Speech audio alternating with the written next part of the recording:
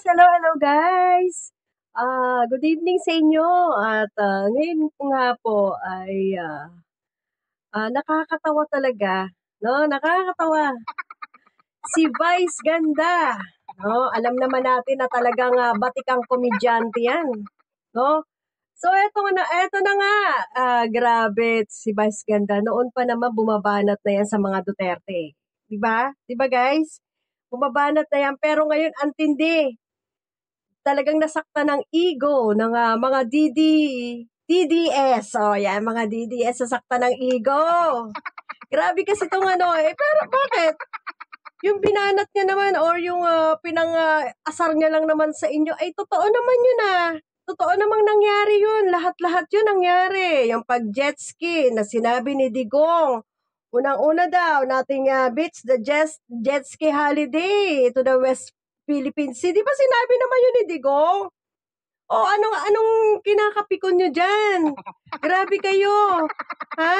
Tapos yung pag-fly sa ICC. O di ba talaga namang nag-fly sa ICC? At wala. Kay Vice Ganda lang pala. Ano na kayo no? No? Samantalang yung mga warrior nyo, pagka nagmi-meeting kayo, pagka nagrarally kayo, ang tindi ng pang-aasar nyo.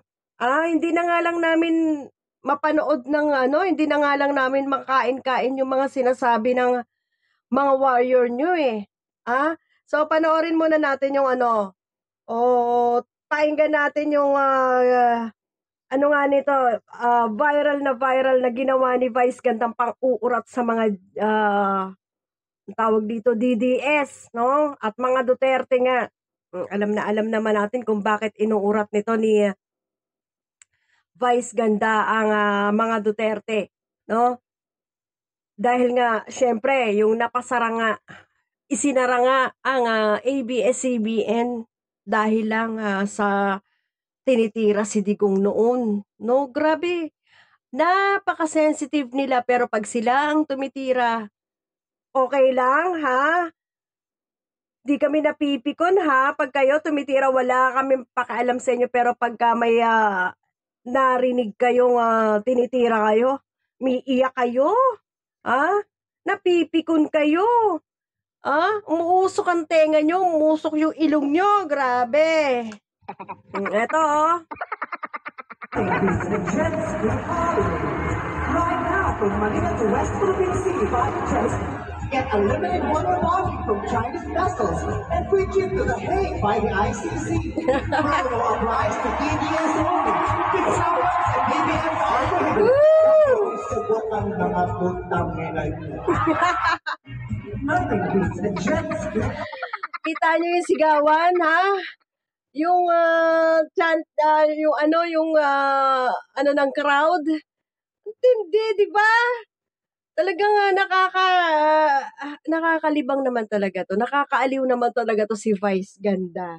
Grabe, di ba? Ang sigawan ng crowd. No? Alam natin, ang nanonood dito, may mga DDS dyan. Siguro, umano na lang. Siguro, tumingin na lang na gano'n, na-shock siguro yung mga DDS na nanonood ng, ang tawag dito, ng concert ni Regine tsaka ni Vice Ganda.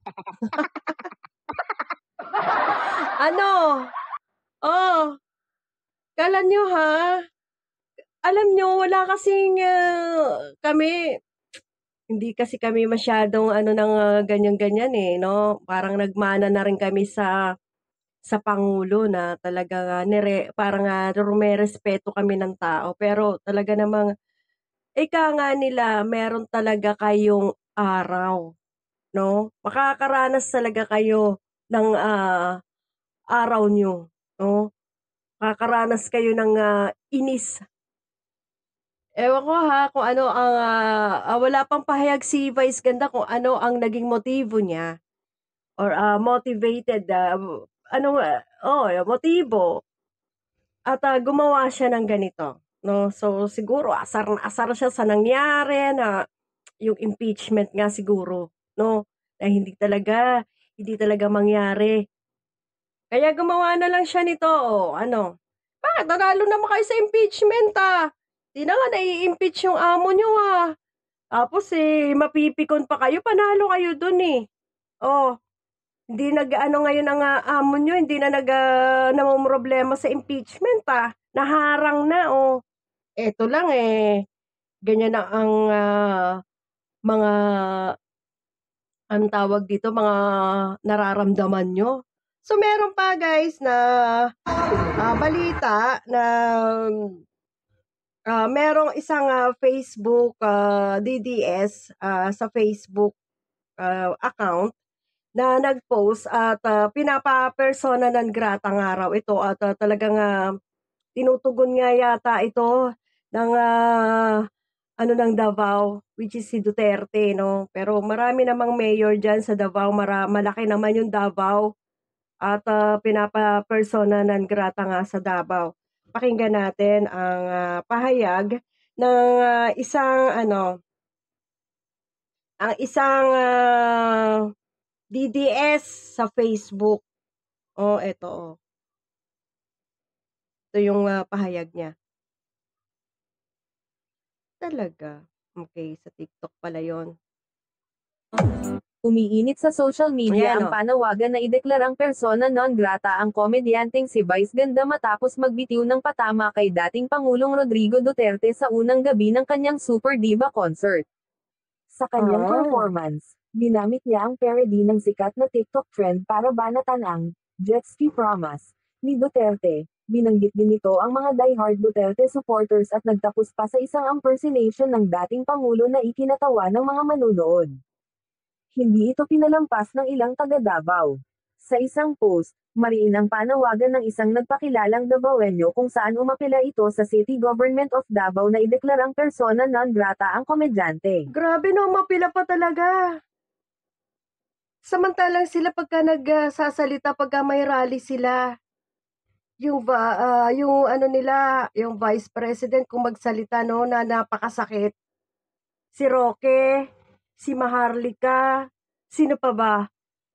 Kung sino-sinong mga vlogger nila kung magsalita sa presidente presidente pa yon Kami nga hindi kami nagsasalita kung, na masyadong masakit sa inyong ano, idolo, Pero kayo, sino ba yung si Dada, grabe, grabe makamura sa presidente.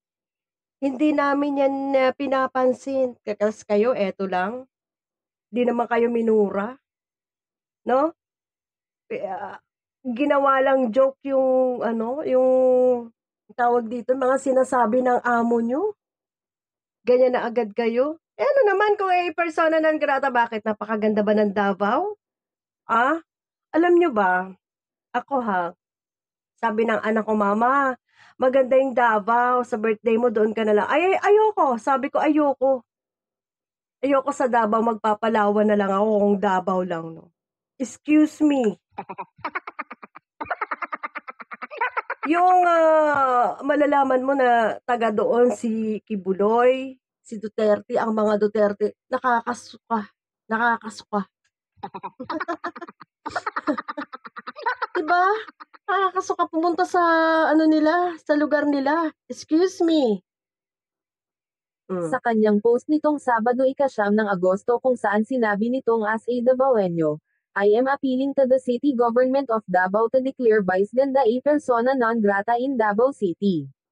Please lang. Agad itong umani ng suporta mula sa mga taga-suporta ng pamilya Duterte, na naniniwalang walang lugar sa Davao para sa pambabastos sa kanilang dating alkalde at pangulo. Para sa Wow! kanila, malinaw na lampas na sa biro ang ginawa ng komedyante. Nilampas sa biro. Umiinit sa social media ang panawag. Asan dun ang lampas sa biro? Inulit lang naman niya yung pagmumura ng, presidente. 'Di ba lagi naman nagmumura yung presidente? Ano yung lampas sa biro? Nakita niyo, 'di ba sabi niya nga magje-jet ski siya. O tapos sinabi niya lang yung, papunta ng Dahig.